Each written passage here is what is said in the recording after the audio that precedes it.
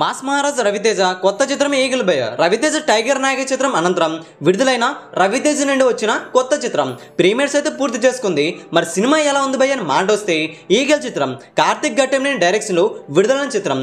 రవితేజ ఇప్పుడు కొత్త వాళ్ళని బాగా సపోర్ట్ చేస్తారు. ఇప్పుడు కూడా అదే జరిగింది ఈ చిత్రంతో.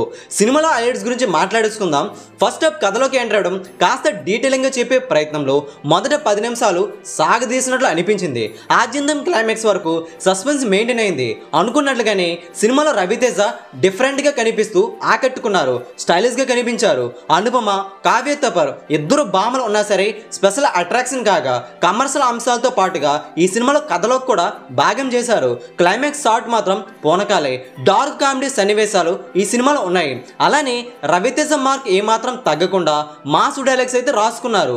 ఓరమాస్ ఫైట్ షాట్స్ అయితే బాగా హైలైట్ అయ్యాయి. కథకు తగ్గట్టుగా సినిమాలో స్క్రీన్ ప్లే కూడా బాగా హెల్ప్ అయిందని చెప్పాలి. ఎందుకంటే ఎక్కడ కూడా బోర్ కొట్టలేదు. సినిమా సన్నివేశాలు బాగా డిజైన్ చేసుకున్నారు కూడా.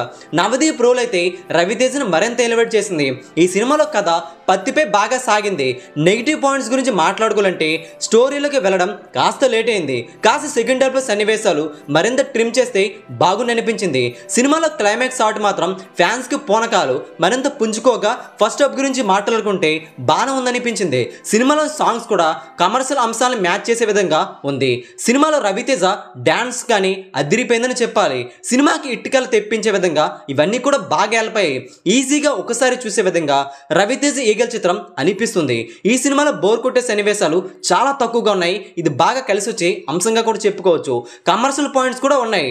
ఈ సినిమాలో రవితేజ డైలాగ్స్ కానీ డాన్స్ కానీ ఇరగి తీసేశారు. స్టైలిష్ యాక్షన్ ఎంటర్టైనర్ ని కమర్షియల్ అంశాలు జోడిస్తూ తీసిన చిత్రమే ఈగల్. ఈ సినిమా ఈజీగా ఒకసారి చూసే విధంగా ఉంటుంది.